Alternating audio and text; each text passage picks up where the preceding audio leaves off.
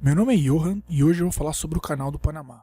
Muitos terraplanistas e alguns inscritos pediram para eu abordar esse tema, mas antes de começar a falar sobre o Canal do Panamá, eu gostaria de dar dois recados. O primeiro é o seguinte: quem ganhou o livro do Stephen Hawking foi o Andreas Freitas. Ele já recebeu o livro, ele recebeu o livro no dia 6 de janeiro. Vou até mandar um e-mail para ele e pedir para ele tirar uma foto lá com o livro, ok? E o segundo recado é o seguinte: eu gostaria de agradecer aí a ESA pela excelente semana que ela me propiciou lá em Camburi. Um hotel maravilhoso, restaurantes incríveis, Manacá, Láqua, as ilhas. Foi uma semana incrível. Então gostaria de deixar registrado aqui publicamente meu agradecimento à ESA e mandar um abraço também para o pessoal da Agência Espacial Europeia. Então agora nós vamos falar sobre o Canal do Panamá. O que diz os nossos amigos terraplanilsons? Eles dizem o seguinte: que se você procurar na Wikipedia, o navio está aqui no Oceano Atlântico, sobe 26 metros até o Lago Gatun, anda no Lago Gatun, desce mais 26 metros entre as reclusas de Pedro Miguel e Miraflores e atinge aqui o Oceano Pacífico. Daqui para cá também tem 26 metros. Então é o seguinte: o Canal do Panamá serpenteia aqui o território do Panamá até atingir o Oceano Pacífico. Isso aqui tem aproximadamente 77 quilômetros de extensão. Tá? Mas aí o que o nosso amigo terraplanilson fez? Ele pegou aqui da primeira eclusa até a última eclusa e traçou uma linha reta. Ok? E essa linha reta, ele calculou lá, tem 48,2 quilômetros. Aí ele foi no site que calcula a curvatura da Terra, ou seja, a altura escondida pela curvatura, e jogou esses valores de 48,2 quilômetros. Só que no caso dele lá, ele só consegue colocar 1 metro de altura, então deu uma altura escondida pela curvatura aqui de aproximadamente 156 metros. Eu vou colocar aqui o nível do mar, 0, vou arredondar isso aqui para 50 quilômetros e vou calcular a nova altura escondida pela curvatura, que seria aqui, ó, mais ou menos 0,2 quilômetros. Tá? Depois a gente vai criar outras referências. Então aqui, ó, primeira coisa, nada aqui está em escala. Tem um barco aqui que tá na escala, é só ilustrativo, nada aqui está em escala, tá? Tem outro barquinho aqui, mas pelo tamanho desse negócio não está em escala, tá? Ok. E aí, qual que é a briga dos nossos amigos terraplanilsons? Eles dizem o seguinte: que não é possível isso aqui existir numa Terra esférica, porque deste ponto para cá teria que ter uma diferença de altura de 200 metros. Então não seria possível, porque se sobe 26 e desce 26, onde estariam esses outros 150 metros escondidos? Vamos mostrar para eles? Vamos mostrar para eles como eles são burrinhos? Então vamos lá. Primeira coisa é interpretar a fórmula, a equação que você fez.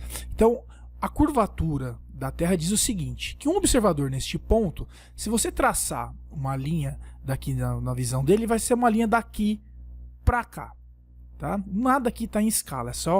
Eu estou ignorando os 26 metros daqui, estou ignorando os 26 metros do lado de cá, não está em escala, então eu estou jogando aqui, ó, seria a visão que eu tenho aqui pela curvatura, o que vai estar escondido do lado de cá. Como assim curvatura? Então, o que eu estou fazendo aqui? Um pequeno segmento de arco de uma esfera muito maior.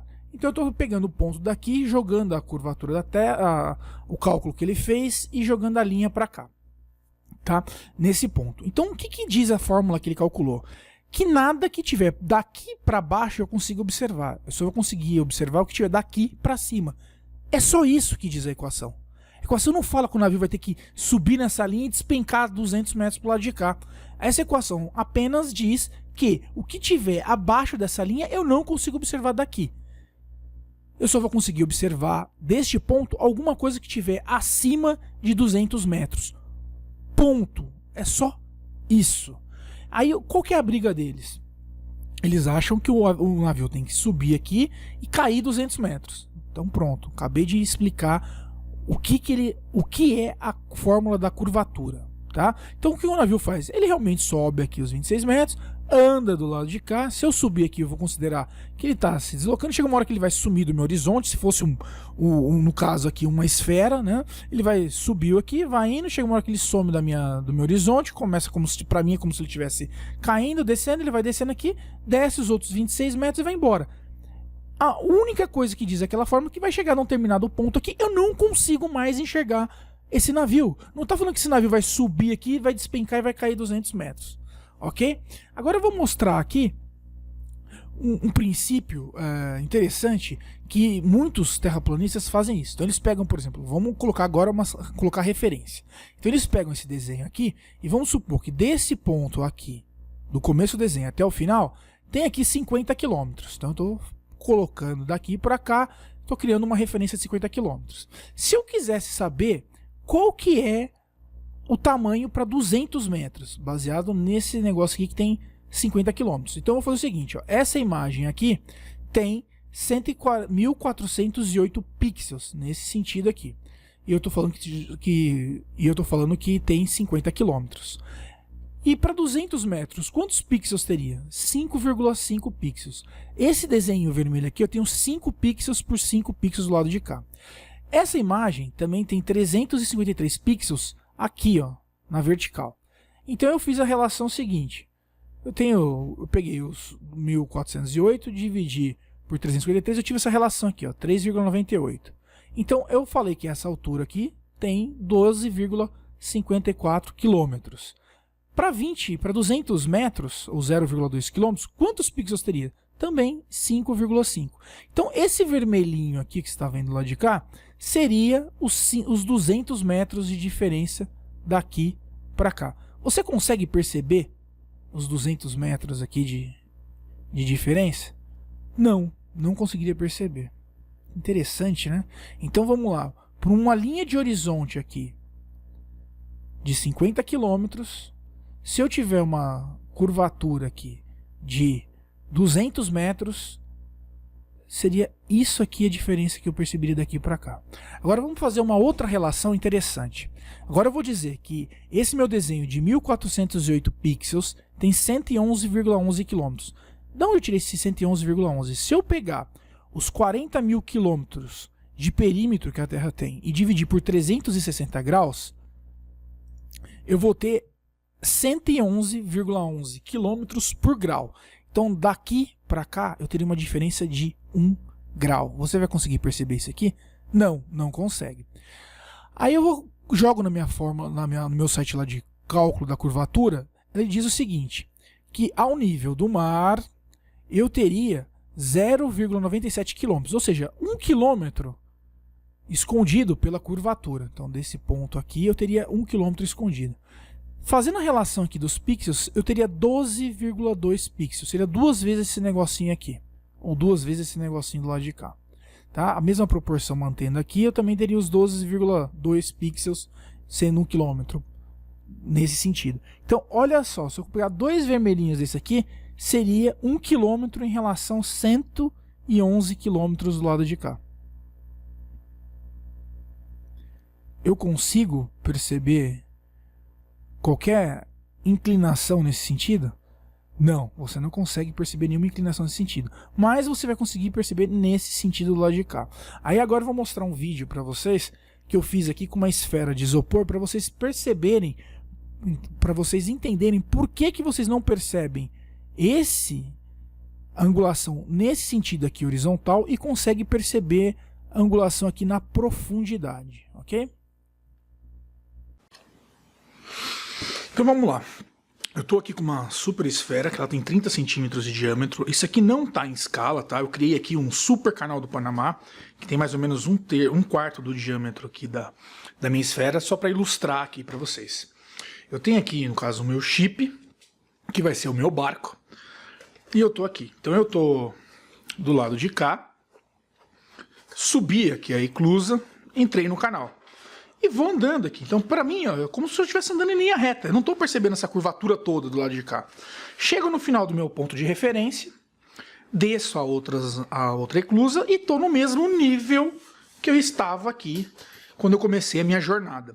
Então, repara o seguinte, ó, quando você tem um ângulo desse tamanho, que no caso aqui é 1/4 do perímetro todo da Terra, você consegue perceber curvatura. Agora, se eu pegasse e aproximasse esse negócio e pegasse aqui, ó, dividisse essa esfera em 360 graus e pegasse aqui, ó, um pedacinho de nada aqui que está aqui próximo de 1 grau, você não vai perceber inclinação nenhuma daqui para cá. tá? Estou criando só, estou colocando aqui só em relação ao ponto azul, tá? Então no ponto azul você não vai perceber curvatura, você vai perceber curvatura num todo, tá? Então, por que é mais fácil perceber a curvatura? Seria interessante se a gente conseguisse perceber a curvatura desse sentido aqui. Mas isso aqui a gente não consegue perceber essa curvatura, a não ser que a gente esteja no caso aqui, que nem seria a câmera aqui, uma sonda tirando foto aqui da Terra como um todo. Só que nisso as mulangas não acreditam. Então se eu venho para cá e trago esse negócio e aproximo aqui, é isso, vamos supor, uma foto que aqui teria aproximadamente 111 quilômetros, de onde está o meu referencial até ponta do dedo, e você for tentar enxergar, você não consegue perceber. Mas por que é mais fácil perceber a curvatura nessa direção aqui, ó, nesse sentido? Quando você está, por exemplo, no oceano. Porque as coisas começam a se esconder atrás da linha do horizonte, formado pela sua altura até a linha do horizonte. Atrás dessa linha do horizonte formada, você consegue começar a perceber que as coisas estão se escondendo. Então, por isso que nesse sentido aqui, ó, no sentido de profundidade, é mais fácil perceber a curvatura. Por exemplo, indo ao mar e observando prédios que nem eles colocam lá em Michigan, você consegue perceber, ou barcos se distanciando da praia, você consegue perceber essa curvatura. É muito mais fácil perceber a curvatura nesse sentido de profundidade do que nesse sentido aqui. No caso aqui seria a parte horizontal da coisa. Por quê? Porque você não tem essa proximidade. Você vai vindo, se aproximando. Vamos ajustar o foco. Se eu conseguir ajustar o foco. Então aqui, ajustei o foco, você vai ter um pedacinho de nada do lado de cá, que seria esse pedacinho azul aqui. Então por isso que é mais fácil perceber a curvatura no sentido de profundidade, tá? No sentido de profundidade, do que aqui na parte no horizonte, ok? Então galera, espero que com esses exemplos aí mostrando como interpretar a equação da calculadora de curva da Terra, espero que vocês tenham entendido que é possível ter um canal do Panamá numa esfera, como no caso nós temos. Então não se deixe enganar por falácias e por besteiras. Pense da seguinte forma: vamos testar os dois exemplos. Será que é possível ter um canal do Panamá num plano? Será que é possível ter um canal do Panamá numa esfera? É essa a pergunta que você tem que se fazer. Sempre. Como dizem, ISS é mentira. Pô, será que é mentira? Eu vejo um ponto, uma estrela correndo no céu, num horário específico que o site diz que vai estar lá. Será que isso daí é mentira? Vamos tentar observar com um telescópio, de alguma forma, com uma luneta gigante, alguma coisa, para ver se de fato tem alguma coisa lá em cima. Não se deixe iludir por imbecis que se julgam gênios, que no fundo, a única coisa que eles querem é o seu dinheiro. Eles falam esse monte de besteira de terra plana para tentar tirar o seu dinheiro. Eles pedem dinheiro para comprar máquina fotográfica, eles pedem dinheiro para comprar telescópio, eles pedem dinheiro para comprar computador, eles pedem dinheiro para tudo. Para trabalhar ninguém faz. Ninguém vai atrás de trabalhar para conseguir comprar alguma coisa, né? É importante ajudar? Sim. Ajude as pessoas que de fato trabalham para divulgar a ciência. Vai lá no Space Today, Poligonautas, no Sistemático, no canal Olho de Rapina, no canal do Homem do Espaço, no Ciência Pura. Tem centenas, tem um monte de parceiros que divulgam ciência, que trabalham de verdade, que pesquisam, que esses sim precisam do seu apoio para continuar criando conteúdo de qualidade, conteúdo e ajudar a divulgar a ciência de verdade aqui no Brasil. Porque a gente tem um buraco gigante, temos um gap gigante na educação, no sistema, no governo, que não ajuda a divulgação de ciência no Brasil. E esses caras fazem um trabalho fantástico, um trabalho muito legal. Então ajude esses caras. Eu vou deixar os canais dos caras aqui na descrição do vídeo. Então tenta ajudar, à medida do possível, lógico, a quem de fato divulga ciência no Brasil, ok? Espero ter ajudado vocês. Um abraço, até mais.